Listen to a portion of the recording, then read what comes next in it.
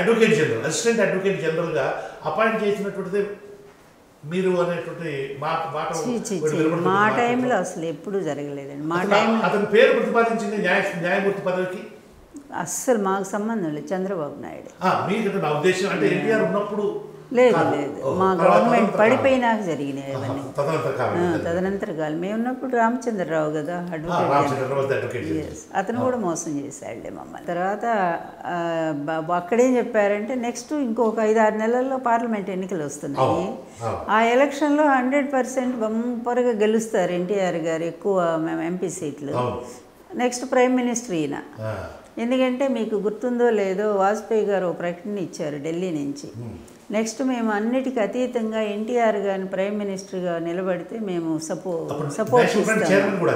National front chairman కదా, అన్ని పార్టీలు ఈయన ఇవ్వటానికి సపోర్ట్ నిలబడ్డారు. ఈయన అక్కడ ఢిల్లీకి వస్తే అక్కడ ఉన్న ఆయనకి ప్రమాదం, కాంగ్రెస్ వాళ్ళకి. అర్థమైంది కదా. అందుకని ఈయన పార్టీని డిజాల్వ్ చేయమని సలహా చెప్పింది రామచంద్రరావే.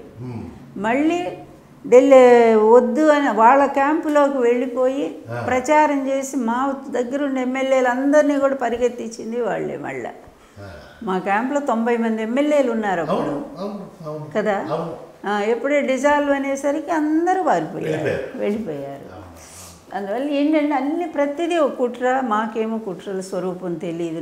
నేను అసలు కొత్త రాజకీయాలకండి, నాకు గ్రూప్ అంటగట్టారు ఎన్నో లేక తర్వాత రామోజీ భయంకరంగా ఎప్పుడైతే ఈ పదవి దించాలనుకున్నారో అక్కడి నుంచి నా క్యారెక్టర్ అసాసినేషన్ తీవ్రంగా స్థాయిలో మొదలైంది.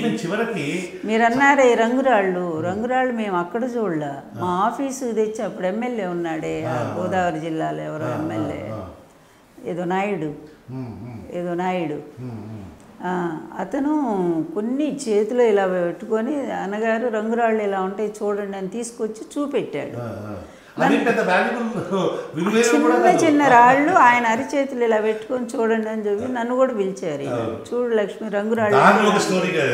అసలు ఎన్టీఆర్ మనస్తత్వం తెలిసిన ఎవరైనా ఆయన ప్రలోభపడతాడండి, దేనికైనా కూడా పడే మనిషి. అసలు అది అలా మాట్లాడితే అసలు అంతే మాట్లాడారుగా, ఎంత కించపరిచారు ఆయన. ఉమనైజర్